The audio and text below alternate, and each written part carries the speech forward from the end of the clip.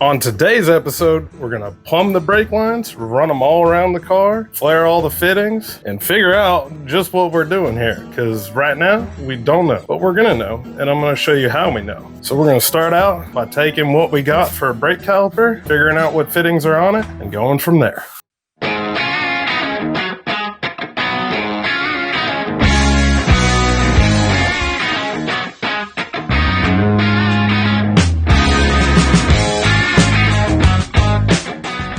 So as your car is turning the wheels, you're going to need some play in that brake line. And that's most of the time why they have these flexi hoses on them. Actually, that's all the time why they have these flexi hoses on them. Now, we could order some nice stainless braided lines that are flexi for the front brakes. The rear brakes, we won't need them because those tires aren't going to do any turning. So for the rear brakes, we can do all hard line plumbing. For the front brakes, though, we may or may not have to get creative. We don't have a drift car, so we're not expecting to do crazy turn angles. We're going in straight lines. So we're pretty much set. If you have a drift car, you might want to order a 12-inch section of flexible steel braided line to connect to your caliper somewhere to your hard line that's going to go down a frame rail or wherever you got to route it. Now for us, what we are going to do is show you how I'm going to figure out what these fittings are and what fits in them. Now there's a scientific way of doing this. You could take and measure the thread count and calculate and figure out the exact thread pitch and all that, the diameter, but that's a lot of science. And I do like science, but I also just like seeing that it fits with a fitting. You know, I'm the guy that goes to Home Depot with parts that I'm trying to figure out, and I just go start turning and, oh, this works with this. Okay, now I know this is 3/16, this is 1/4 inch, you know, just like that. For, you know, stuff that has threads. Everything else, we don't mind, we'll measure. But check this out. So for $30 on Amazon, we got this nickel copper coil. It might have been $34, I'm not sure. And all these fittings right here. And they were nice enough to label them and give us multiples of some and, you know, 2 of others. But the main point being, this is going to help us out big time because this is going to help us figure out what we got. So I'm going to start out by just taking this side of the flexi hose that I have off of my brakes, and I'm going to start threading them in until one fits really nice. Then I'm going to know what I got. This may not be practical for everyone. I just so happen to have a GM project that I'm working on. These are GM brakes. So for me, it's going to be very practical and super easy to find parts for. Depending on what you got, this could be a nightmare. But this is how I do things.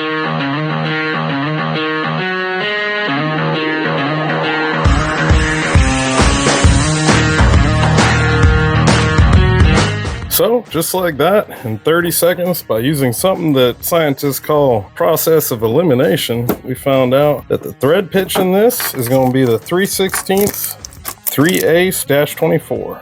Now, thankfully, like I said, these were labeled. We also know the size. So this number right here, this number is going to be the inside diameter, this. And that what that is telling you is the size of hose that you can fit up in there. Now, the second number, the 3/8-24, is going to tell you your thread information. So the outside diameter of your threads is 3/8.375 of an inch -24, which is the thread count, 24 threads per inch. And just like that, we all just got a little smarter. Cheers to that. Okay, cool. So now that we got that figured out, we're going to go outside to the car and we're going to go take a look at our master cylinder and our proportioning valve. And we're probably going to start off with those guys and doing their plumbing. But if you're still the bougie type that wants to run nice -3 AN lines, not a problem. Got you covered. So there's fittings just like this that you can buy, and you can do that. You just need to make sure that that end down there is going to match up with what you got.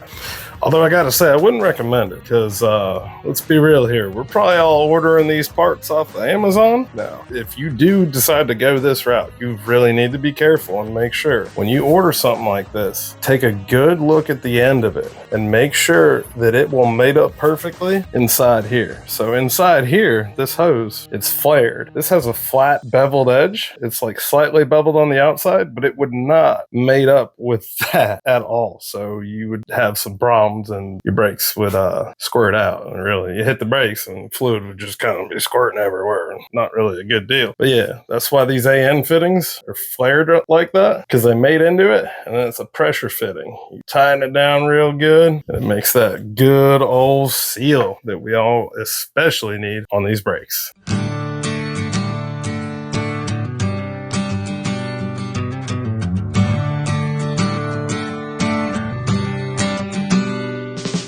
Alright, for this next part, we're going to need a couple things. Coat hanger, some metal cutters, like snips, and some pliers. So here's our master cylinder for our manual brakes that we installed in the last part of this 2-part series. We got a Motion Raceworks kit to make it all work and come together real nice and achieve the pedal ratios that we wanted. Now, I haven't decided where I want to put this brake portioning valve at yet, so we're going to have to figure that out now, and then I can show you the sweet tricks. Alright, for me, this is going to work out just fine where it's at. Normally people will mount them on this side, but I was running into issues where it was too close and hitting the firewall with our brake pressure switch. So for me, I'm totally okay with it being right there, just like that. So now what I'm gonna do, take this coat hanger and kind of unravel it. Well, mistakes were made, but this should get us by. So we're gonna take these straight sections and we're gonna bend them from where we're trying to go to where we're trying to get, and that'll help us mock up to where we're trying to get. That way we have a mock-up bent piece to follow. All right, I'm gonna do it and then I'll show you. All right, guys, you're back with a POV view, baby.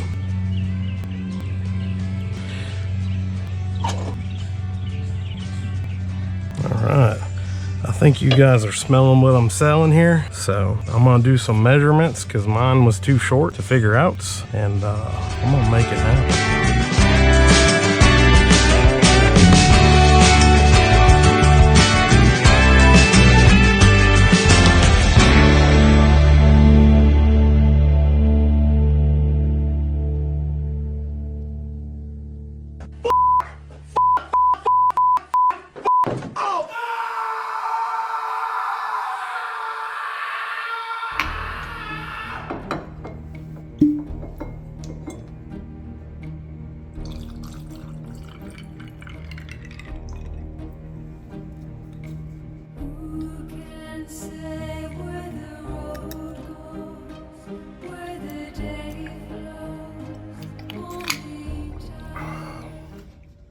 Alright guys, we're back, and this time we're going to use a piece of welding rod and the bender tool to mock up our part, and then we'll go in the garage and twist up a new one. So here's what we twisted up, and that's just old filler rod. It's a thinner one. It could be any, it could be a thicker one, but it's old, TIG welding filler rod for aluminum, real soft metal, easy to work with.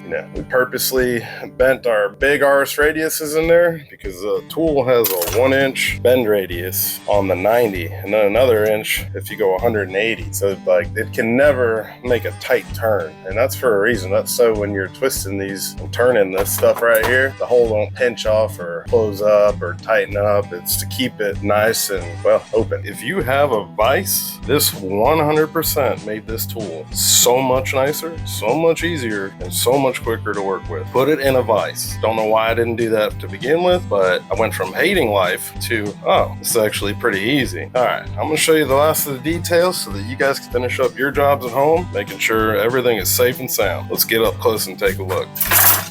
So the first thing you're going to do, grab you a drill bit, pretty much any kind of work as long as it doesn't fit in the hole, and you're going to deburr that hole. So I'm just going to take it like this and just spin it around. You'll see the chips flying off. You don't got to get crazy. You just want to do enough to remove the material that was left behind when cutting it. Should come out nice like that.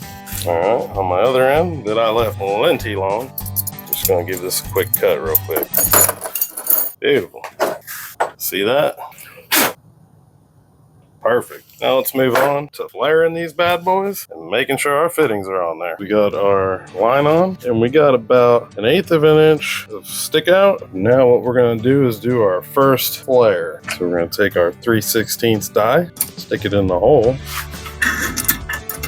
and start cranking down on it.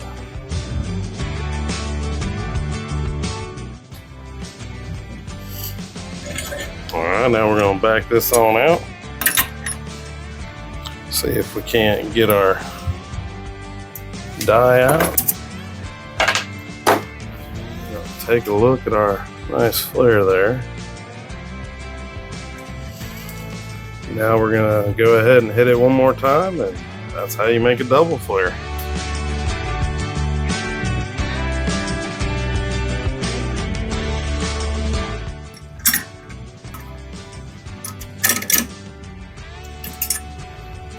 Now we got us a big ass double flare.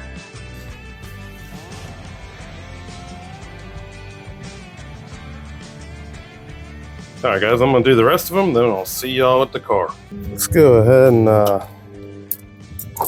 get these bad girls up in here, huh? All right, guys. You know, she's no work of art, but she'll do for what we need.